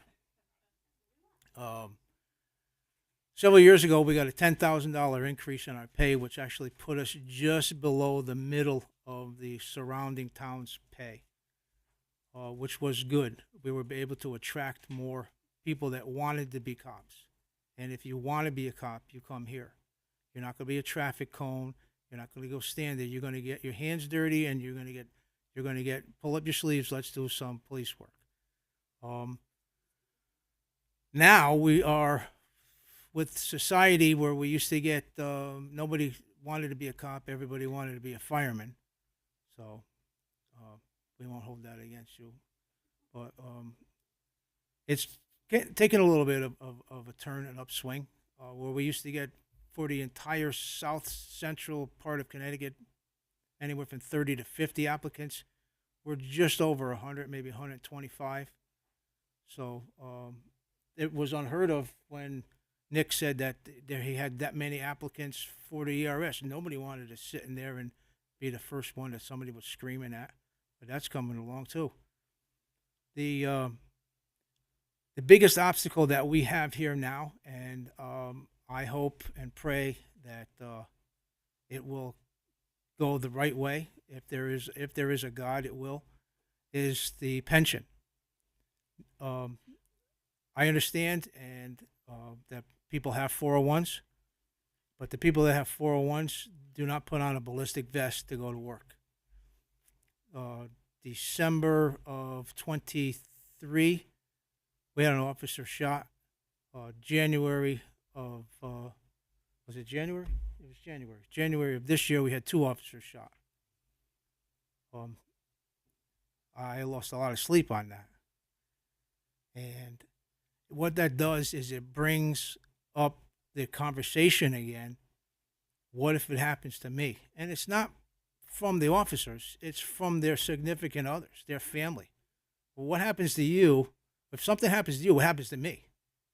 A 401, they don't get anything. They get minimal. They get what they put in and whatever the long-term disability is right now. With a pension, that's security for their family. That allows the family to think, oh, okay, you want to be a cop? I'm not totally for it, but go ahead, try it.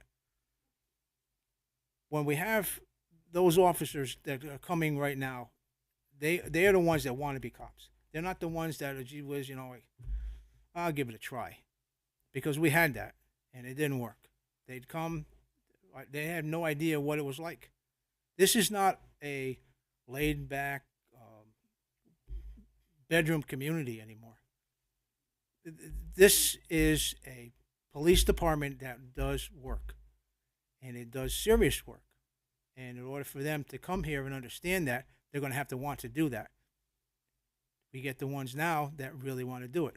And it's these guys that help me come here to you and say, we got a hell of a police department here. I don't care what anybody says.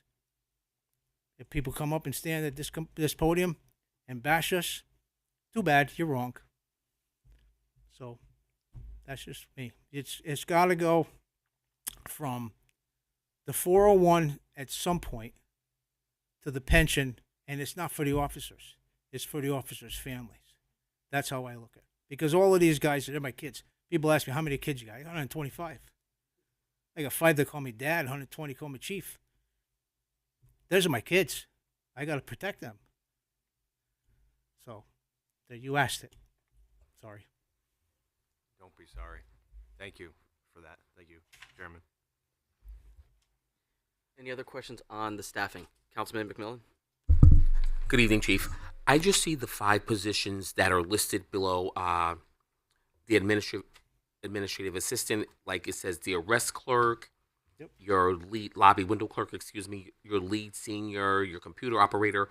Are those positions being phased out, or you just haven't hired anyone for those No. positions? Those are all 681 union positions. Union position, okay. And they're totally staffed.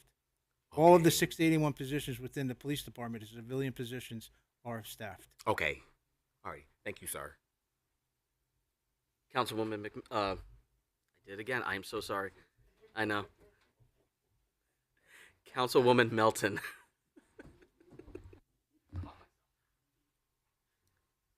I get that all the time.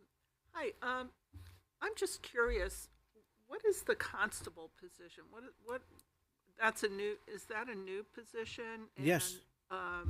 What does a constable do? Just, By charter, the mayor has the authority to, I believe, make 5 constables. I think she's chosen as a pilot program to do 2. And through discussions and a little bit of back and forth with the mayor, we're going to use them to supplement anything that we do down at the beach, whether it be parking enforcement. The city has nothing to do with the lots anymore. But the side streets, where we always have a problem, they can be down there and give out parking tickets. They can be another eye in our ears. Just, we'll give them something and let them have at it. what kind of background do constables have? What are they, police?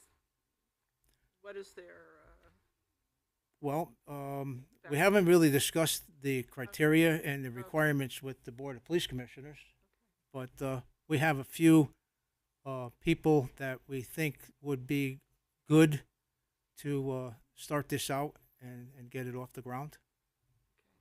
so we'll be seeing them down by the beach this summer, is that it? Hopefully, yeah. All right, thank you. I may have to twist a couple of arms, but we'll get them there. All right.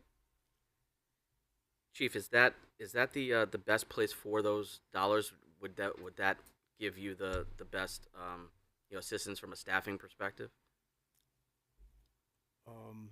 I'm not. This is your guys' show, but that's a revenue draw for them too, because I'm going to have them giving out parking tickets. Okay. So I'm not on the let's make money. Yep. That's for you guys, but this is what's going. But if you help us, we appreciate that. Yeah. Right, they're paying for their salaries.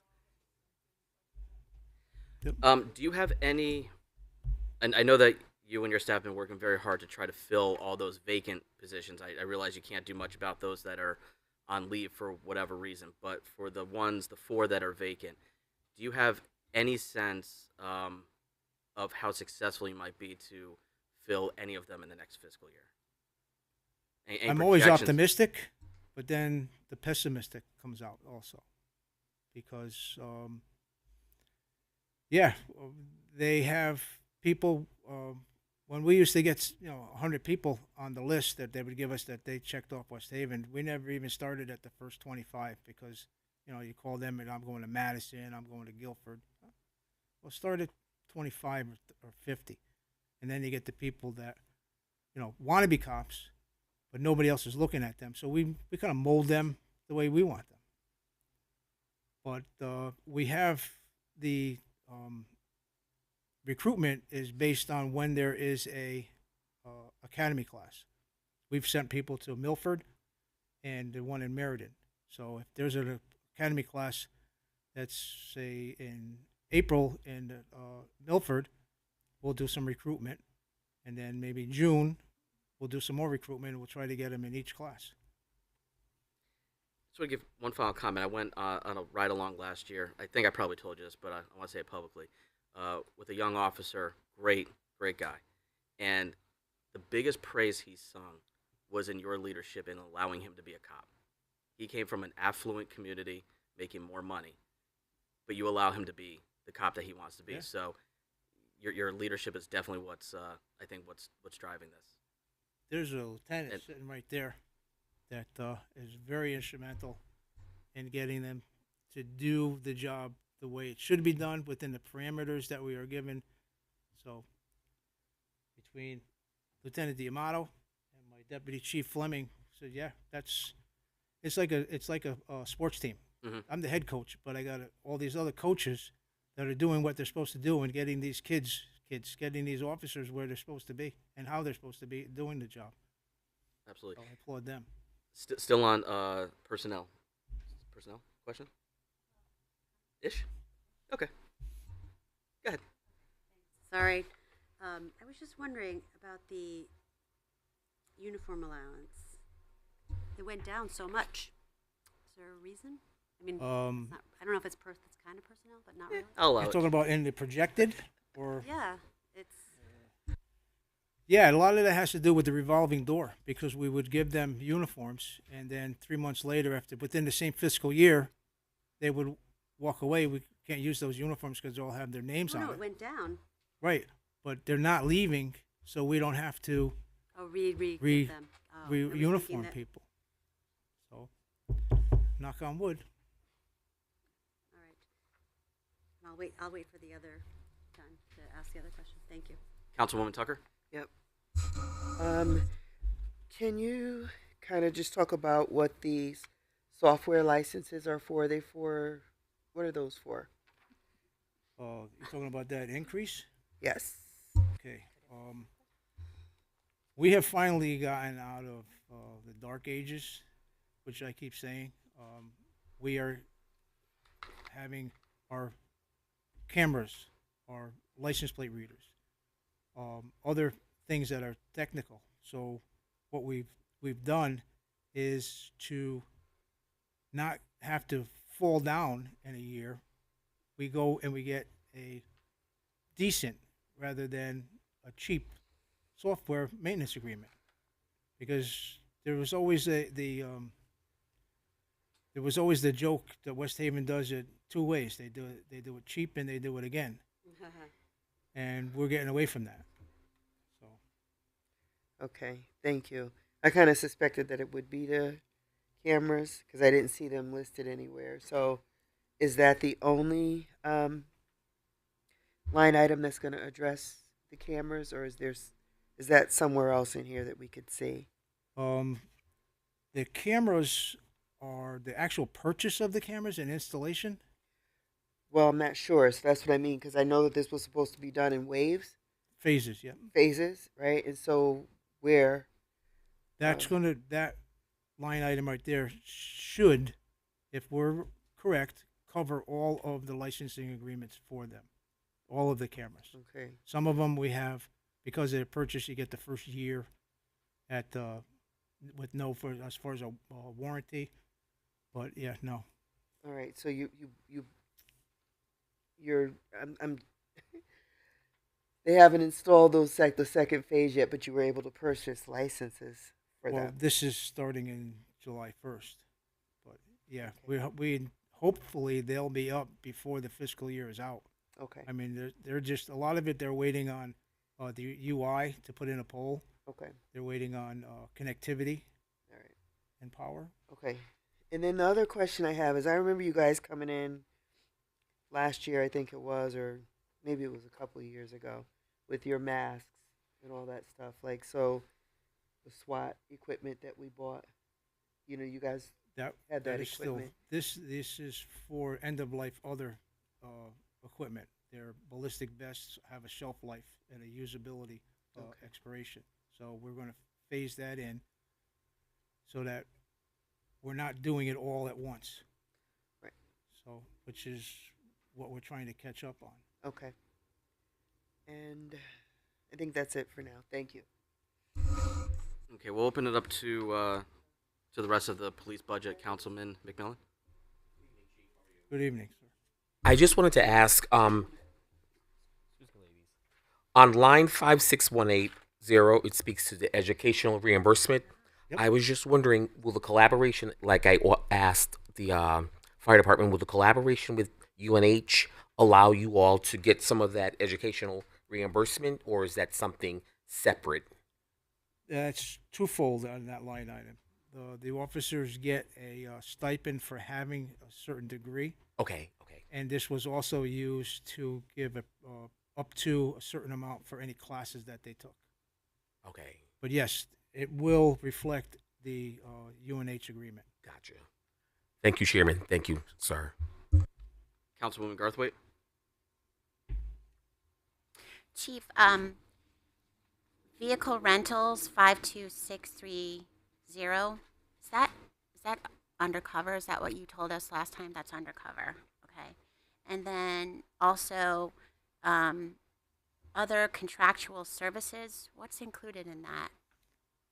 Other contractual services.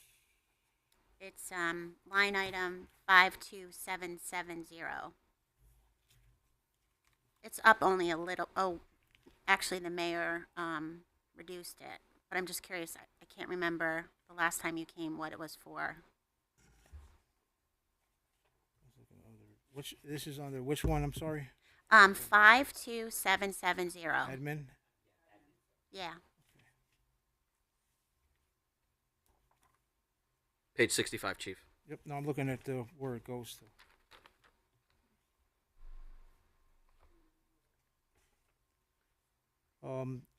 Right, that's exactly what I thought it was. The other contractual services are, as there's other things, but it's mostly used for our drug testing.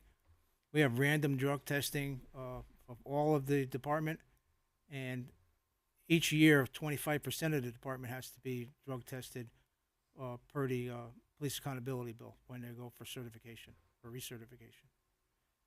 What does the drug testing look for? I'm sorry? What does the drug testing look for? All drugs? Everything. Everything? Yep. Okay. And then the other thing I wanted to ask is what's the difference between police manpower, which is line 51520? Oh, police manpower overtime, and then just overtime. I'm confused by those two line items. The overtime is for a case by case. So if there's a major accident and someone comes out, or if there's a serious incident and someone comes out on overtime, that comes out of that line item. the manpower overtime is contractual.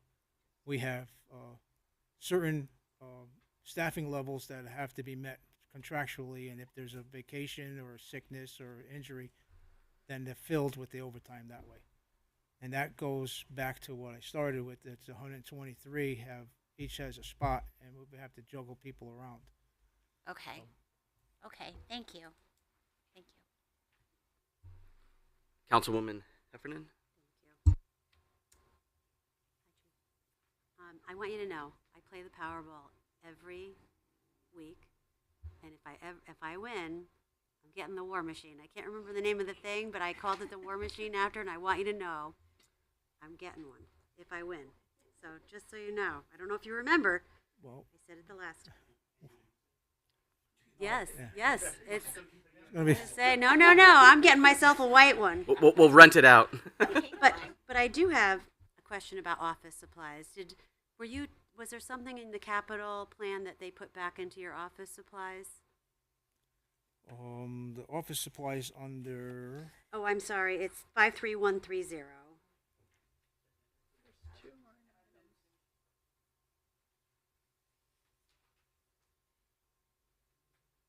Because, like with the ERS, they had their office supplies. They requested something, and then. Yep. Okay, yeah. Office supplies are a lot of things. The majority of that increase is because at one time the city was doing printing. Okay. And I know we have other line items for printing, but it doesn't accommodate some of the things that we want to get. We go to, actually right in here, we go to a printer right in West Haven in order to get some of our forms done. The state doesn't supply them anymore, and the city doesn't have a printing service anymore. It's going up 214%. Well, it's something we didn't have to pay for before, now we have to. Okay, all right. I understand. Sorry. Thank you. Oh, yeah. Sorry, Dave. You opened your mouth. Sorry, I'll try to talk like this. Some of that is expenses that are being charged to the purchasing department this year. We have a purchase office supplies for PD, and that speaks to the chief's what he was saying about the in-house printing. Like we would buy the supplies for the printing through purchasing, Right. and then they would be used to make signs and forms and whatnot. But so it's all in the police budget now. Okay. So there's a little bit of a transfer there. Thank you. All set? Yes, thank you. Councilwoman Milton? Hi. Hi. Again. So SWAT equipment, I feel like I'm on a TV show or something. Is that clothing or, the reason I'm asking this question is your capital plan has all sorts of stuff in it, including, where was I? Body cameras, for example, come under your capital plan. Is what determines whether you're going to put something in your budget that's equipment versus, if it's in the budget or if it's something that you're going to put in your capital plan? Is that like a uniform or is that actual equipment? What is it? The body cameras were mandated by the state. We got a grant for 50% of the equipment. We have to pick up any of the additional costs for storage, etc. That money in the capital plan is just a continuing cost of having the body cameras. Okay. And going back to the SWAT equipment, that's what I said before. That was the increase was the end of life things for their specific ballistic vest and stuff. So these are vests and things like that wouldn't fall under a capital budget, right? Okay. Yeah. I'm just trying to make those distinctions. Nope. Yes. All right. Thank you. Councilman McMillan? It's me again, Chief. I was just wondering, under your police department operations line number 51610. What is a shift differential uniform? That's two things. It's the shift differential. If they're working 4 to 12 and or midnights, they get an additional wage percentage. And Okay. the uniform is, I don't know why it's there, but it's basically the shift differential. Oh, okay. Okay. I thought the uniform was, I was Oh. just like, uniform? Like, okay. Thank you, sir. Chief, I have a couple questions on some specific lines. The under police department admin expenses,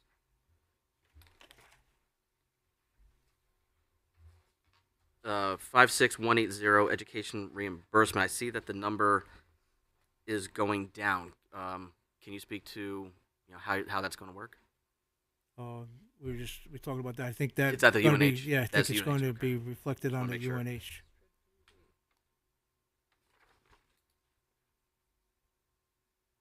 And how comfortable are you with the overtime numbers? Because I see that they're a little bit different than what was asked for.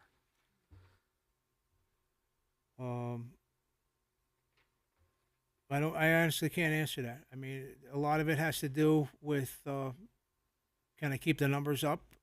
Can I add more to the roster? It's a lot to ask for this command staff to keep these guys wanting to come to work and in a mental state where they want to do the job and not just go to sell the cars or something. I think that it's going to be. Listen, I don't want to be telling you the sky is falling, but we are all holding our breath on this lawsuit that the union has brought, because it's coming at a time when July 1st, when everybody else's budget is going into play. And I've said it before, we have, without a doubt, the best trained department in the state of Connecticut. I'll put them up against any department. Their training, when somebody leaves here and goes to another department, that's a win for them and a big, big loss for us. So if this thing goes south and you got an exodus here, yeah, I don't know about that number. I'm hoping to God that it doesn't, that I give you half of it back. So Does this budget include, and if so, can you tell me where, a line for speed calming devices? That's a big issue that we hear about on heavily traversed roads. no, I got enough in my budget to have to put that in there. That's going to come out of either Public Works or some grant. So that's not a function of the police department? It's a function as to placement, but as far as the paying of it, I'm not paying for that. Okay. Unless I Fair can enough. follow. You guys are on your own. Someone else's problem. Councilwoman Melton. I have one more question on under police department operations, intercity police extra duty. That's come down considerably, and I'm assuming that has nothing to do with overtime. Can you? And it doesn't say intracity. So what is that How much did designated it for? come down? The intercity? Yeah, it's 51540.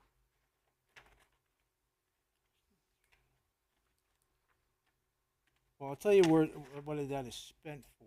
That is anything that is done by the city or for the city. I'm sorry. I didn't- That's I- everything that's done for the city. Your fireworks comes out of that. Apple Festival, or not Apple Festival, the Southern Rock Festival. Anything that is a city function comes out of that fund. Why it came down, I think we're just looking to streamline some things. So it was in discussions. I've had more discussions than I want to talk about with the mayor and finance. So I don't know. I think that was one of the we can do it better, more efficiently, and we'll come down. I think that's one of those. So it's a specially designated function that has nothing to do with police overtime or regular duty? Is that sort of the way it's? Well, it covers the overtime costs of the officers at the fireworks. I see. It also encompasses anything from the Board of Ed. So if Oh. anybody at between graduation, sporting events, dances, comes out of that fund. Okay. Anything that's done for the city. Okay. Great. Thank you. Councilwoman Tucker. Yeah. And I have a similar question because this comes up when there are requests for special events, like say on the beach or whatever have you. And we talked a little bit about this the other night,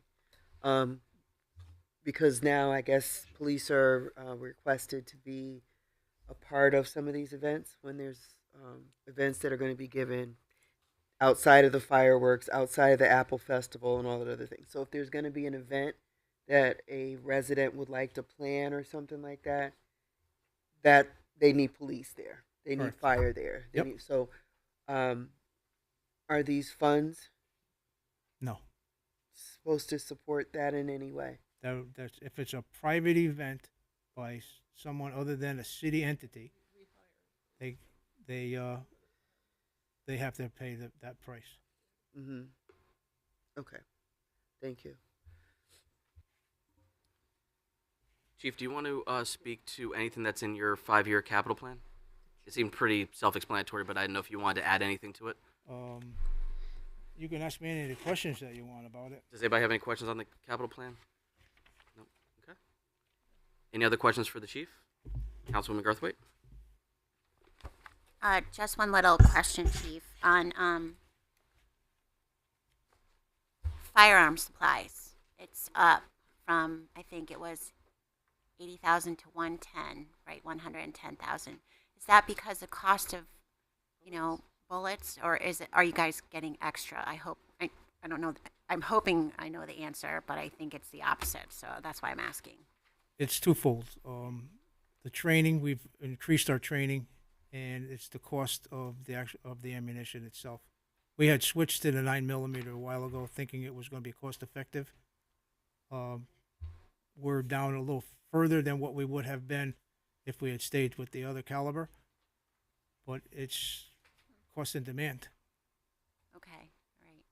And I can't remember which council person it was last time that asked the question. It was 2 years ago. And I remember that the officers had to use some of their own ammunition for training. Is that still true? No. No, so we fixed that. If they do it, it's of their own, Okay. choice. But any department issued or any department required training, they're issued their ammunition. Okay, good. That's good. Thank you. I understand that's department required training. What if an officer wants to, on their own initiative, train? Does the department supply the ammunition for that, or is that on them? You're talking about their firearms, correct? Yes. No, they're on their own. So if it's outside of what's required, if they want Correct. extra Yep. time on the range, they're Yes. going to fund that. Well, I'm not going to fund that. Right. No. Okay. Councilwoman Callahan? Hi, Chief. Just one more question. What are the consumables? The police consumables? That's used. We have it's called a ballistic vest grant, where we get reimbursed 50%. Oh, that's what that falls under. You explained So, that before. Okay. Yep. So if somebody coming on gets a new vest, we pay for it. We get reimbursed 50%. I see. Somebody's vest has effect. The chief and I just got our vests because they were outdated. Mine, I think, was outdated in '91. Wow. So, Wow. and That's scary. those are any replacement vest for shelf life is also 50%. What's the shelf life on those? Well, it all depends. Sometimes they are a little bit more ragged than others. So if there's a lot of perspiration, or if, somebody's got some kind of a bloodborne on it, blood or something, Right. it kind of degrades the integrity. Mm-hmm. But Is there a Like with the fire department, they have the equipment, the cleaning. Is there a cleaning for the vests or no? No. No. Okay. The outer shell, yes, but the actual ballistic vest, no. Right. Okay. Thank you. All set. Thank you. Councilwoman Heffernan? Chief, you know, like, I just found this out. If you have an accident and you have a car seat in your car, that car seat is null and void. Yep. If you get shot in the tactical vest, is that tactical vest then null and void? Do you have to get another one? No, I think the manufacturer will give 1+1 just because. No, just because? Yeah.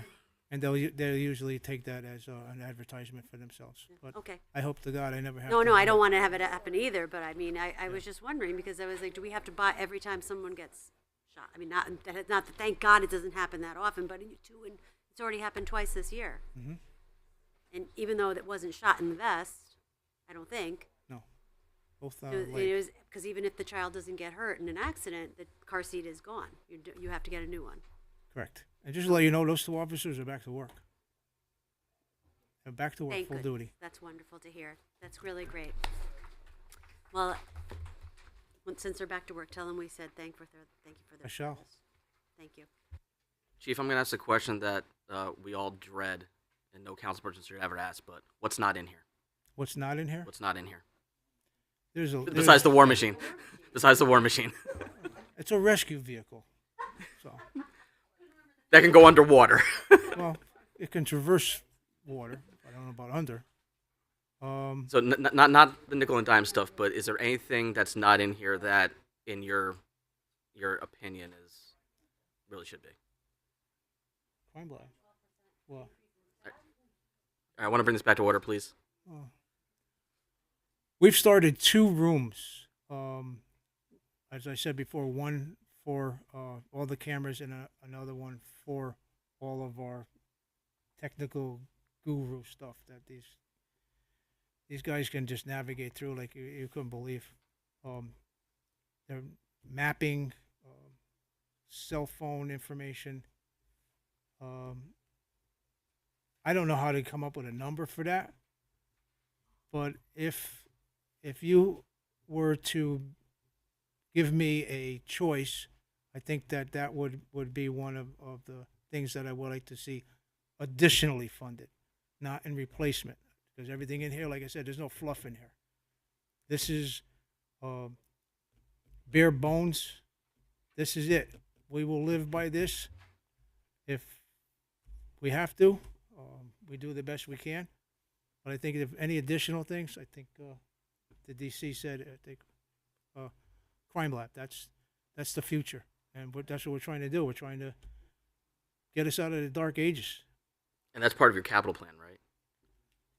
Somewhat, yeah. Ish. Okay. The other thing that's in the capital plan is the Butler building, Mhm. and that's to keep all of our equipment out of the elements. We have a command post that we have to go send out. We're trying to get to coordinate. We tried to coordinate it after last year's 4th of July, but that didn't work out. So now we're trying to coordinate it after this year's 4th of July fireworks, because the half of it doesn't work inside, and the roof is leaking. So we're going to try to refurbish that because there's no way we can afford a new one. Any other questions? Before I let you go, gentlemen, can you stand up, please? You too, Bob, Rich. Thank you. Thank you. Please, on behalf of the City Council, please thank all of the men and women. I pass it on every time somebody says it. Thank you. Thank you. For everything. Thank you. Well, thank me, thank them. Okay, that concludes our meeting for this evening. Time is 8:20. We will reconvene next Tuesday, and the council is in recess. Thank you, everyone.